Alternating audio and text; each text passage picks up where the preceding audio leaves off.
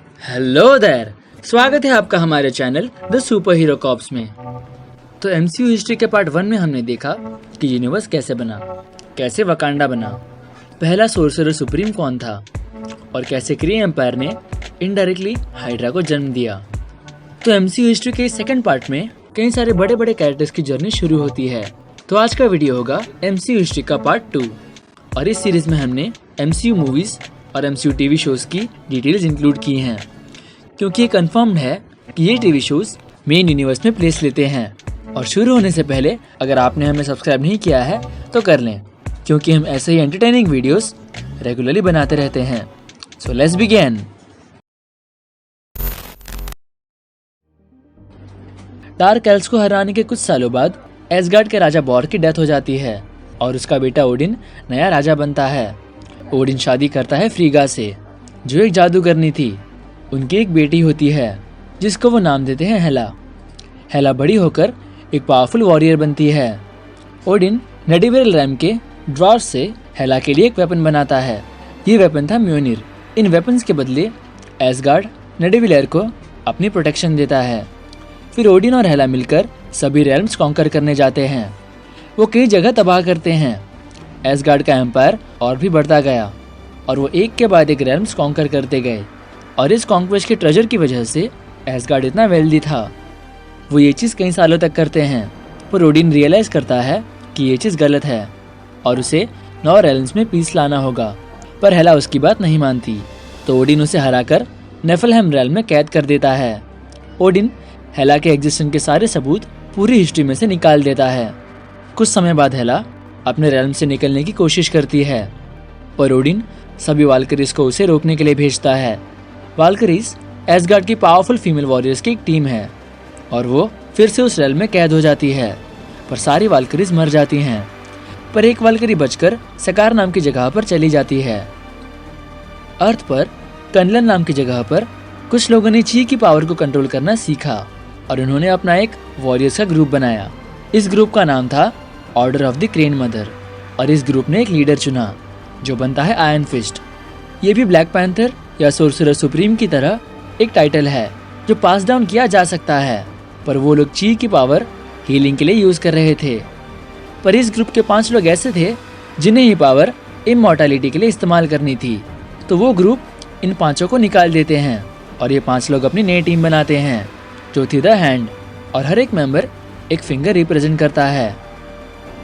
कुछ समय बाद यानी कि आज से 1500 साल पहले ओडिन का एक बेटा हुआ जो था थॉर, और अब ओडिन ने डिसाइड किया था कि वो 9 रेल्म्स को प्रोटेक्ट करेगा।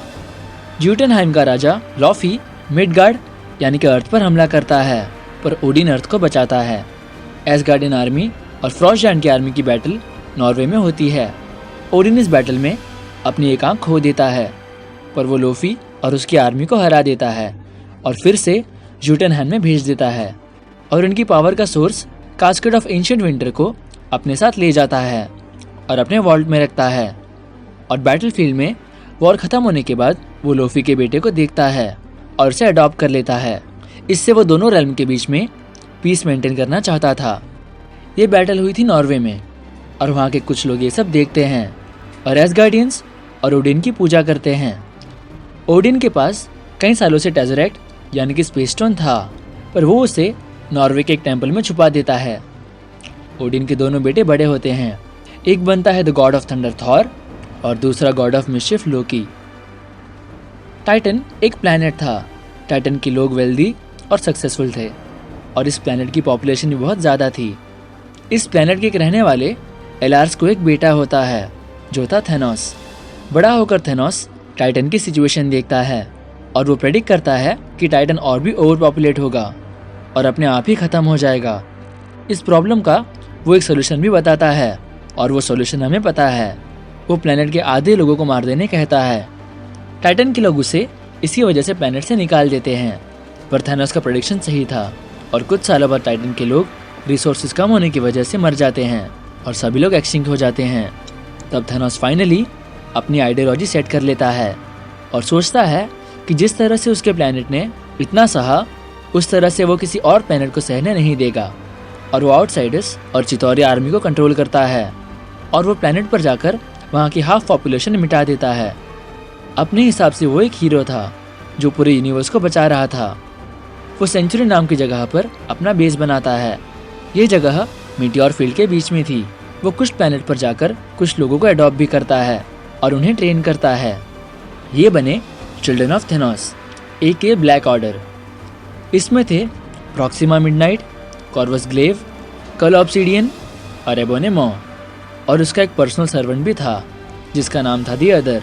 और धीरे धीरे थेनोस यूनिवर्स के मोस्ट पावरफुल बीइंग में से एक बन जाता है। इस समय के आसपास ही क्रे एम्पायर और नोवा एम्पायर के बीच वॉर हुई और दोनों साइड कई लोग मारे गए, पर एंड में दोनों के बीच में एक पीस ट्रीटी हुई। पर इससे रोनन नाम का एक क्री खुश नहीं था।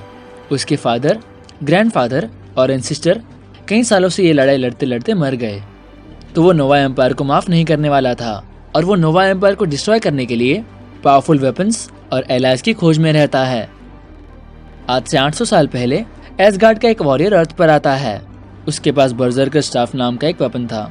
इस वेपन का उसने 3 टुकड़ों में तोड़कर अर्थ पर अलग अलग जगह पर छुपा दिया और वह ह्यूमंस के साथ रहने लगा और अपना नाम रखा एलियट रैंडोल्फ।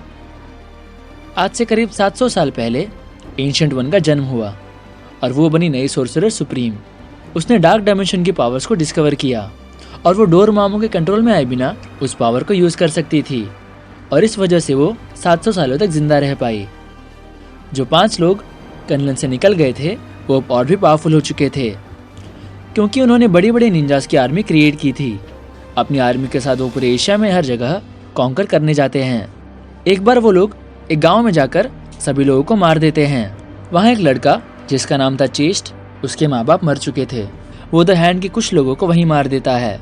ये लड़का आगे जाकर और भी लोगों को ट्रेन करता है और अपनी खुद की आर्मी बनाता है ताकि वो द हैंड के सामने टिक सके। इसी समय के दौरान लॉरेलाई नाम की एक एसगार्डियन सोर्सरर 9 रेल्म्स के लोगों को माइंड से कंट्रोल करने की कोशिश करती है। वो सभी लोगों को अपना गुलाम बनाना चाहती थी, पर लेडी सिर्फ उसे हराकर कैद कर देती है। आज से 200 साल पहले यानी कि 19th सेंचुरी में अभी भी हाइड्रा अपने सीक्रेट लीडर एल्बियस को जिंदा रखने के लिए ह्यूमंस को सैक्रिफाइस कर रहे थे। थेनोस की कॉन्क्वेस्ट अभी भी जारी थी, पर अब वो डिस्कवर करता है इन्फिनिटी स्टोन्स और उसे पता चलता है कि इन्फिनिटी स्टोन्स के साथ वो पूरे यूनिवर्स की हाफ पॉपुलेशन मिटा सकता है। तो उसके हिसाब से वो एक चुटकी में पूरे यूनिवर्स को बचा सकता था। तो वो हर प्लेनेट की आधी पॉपुलेशन को मिटाने के साथ साथ इन्फिनिटी स्टोन्स को भी ढूंढने लग जाता है। सो गाइस, कमेंट करें इस पार्ट का आपका फेवरेट मोमेंट कौन सा था। इस वीडियो का अगला पार्ट भी है जो शुरू होगा 20th सेंचुरी से, जब हाइड्रा फाइनली शैडो से निकलकर सामने आएगी और फिर से एक सेलेस्टियल बीइंग की स्टोरी सामने आने वाली है। तो नोटिफिकेशन ऑन कर दीजिए। और अब इटर्नल्स और लव एंड थंडर जैसी मूवीज आ रही हैं, तो इन मूवीज में MCU की हिस्ट्री और भी एक्सप्लोर हो सकती है। तो अगर आने वाली मूवीज में हमें MCU की हिस्ट्री के बारे में और भी पता चला तो हम इस सीरीज को एक्सटेंड करेंगे और उन डिटेल्स पर ही वीडियो बनाएंगे। और अगर आप चाहते हैं कि हम ऐसे ही वीडियोस रेगुलरली बनाते रहें तो हमें सब्सक्राइब करें और शेयर करें हमारा video. This is Super Hero Cops and thanks for watching.